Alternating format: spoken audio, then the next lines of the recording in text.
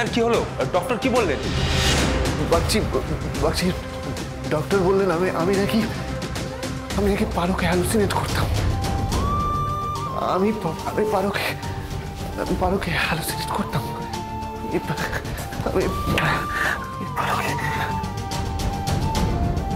বাচ্চি immediately একটা DNA test করাতে হবে। হ্যাঁ, একটা ডিএনএ টেস্ট করাতে হবে, তাহলেই সবটা ক্লিয়ার হয়ে যাবে। কিন্তু স্যার আমি যতদূর জানি ডিএনএ টেস্ট তো মানে পারো জলে ডুবে যাওয়ার পরে তার যে বডিটা পাওয়া গিয়েছিল সেটা তো কোনো ডিএনএ টেস্টই হয়নি। তাহলে আপনি এখন পারোর ডিএনএ স্যাম্পল পাবেন কি করে?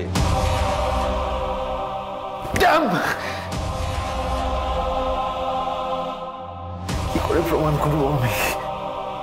কি করে সত্যিটা প্রমাণ করবো? কি করে কিছুতে আমার জন্মপুরুষ আমাকে বলছিল না। রিবু খুঁজলো বলেই জানতে পারলাম আমার জমজ বোন ছিল পারো। হ্যাঁ মামু, আমি রেকর্ড দেখেছি। ঋতুজার দিদি ভাইয়ের টুইন বেবি হয়েছিল। পার্বতী। বাচ্চি পারো আর পার্বতী দুই যমজ বোন।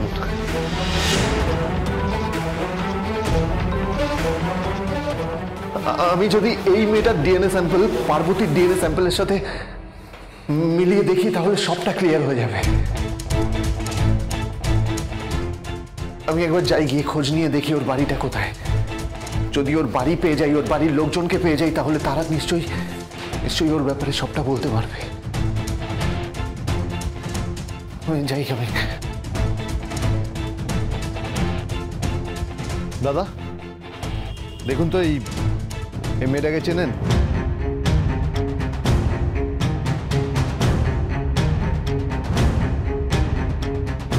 পুলিশ,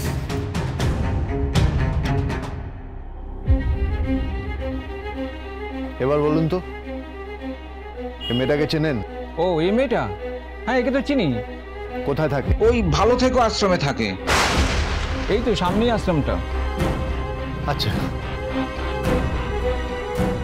পারো এভাবেও ফিরে আসা যায়? আমি তো বিশ্বাস করতে পারছি না। বাড়িতে একটা